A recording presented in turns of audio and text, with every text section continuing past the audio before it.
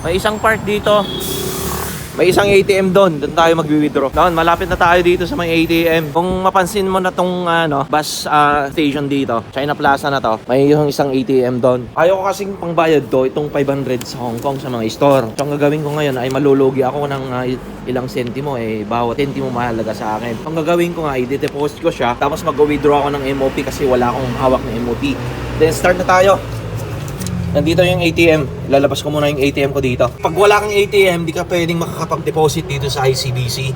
Ang gagawin ko ngayon ay de-deposit ko yung 500, tapos mag-withdraw ako ng... Pinasok ko na yung ATM ko, guys. Makikita mo naman. Medyo maingay yung kalsada, pasensya na. Wala akong microphone dito. Gamit ko lang yung phone ko. Deposit service dito. Then naglo-loading yung ATM. Yan. Papasok ko na yung 500. Makikita mo na, pinasok ko na yung 500 dito. Yung slot. Magko-close na yan. One slip lang ako, 500 lang i-deposit ko ngayon. So mag-withdraw ako ng MOP. Then, kung wala ka nang i-deposit, tatandaanan ko yung complete. May complete na yung deposit natin. May makikitang resibo dito. Yung exchange rate ay 1.03. Confirm natin, guys. Yan, nag-process na yung ATM, guys. Makikita mo naman, di ba? Card natin.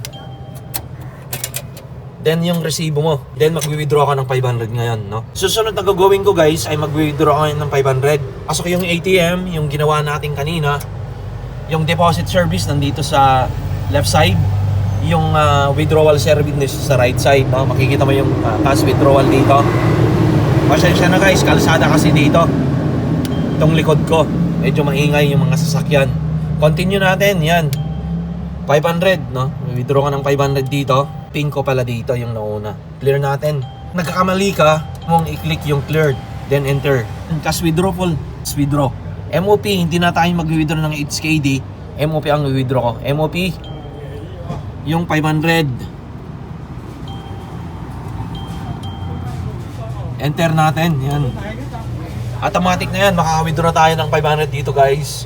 Huwag kalimutang i-subscribe yung channel ko kasi lahat ng YouTube video ko ay about banking and finance para yayaman ka dito sa aking channel. Nandito na yung natin, yung pera, take card natin, yung last option natin.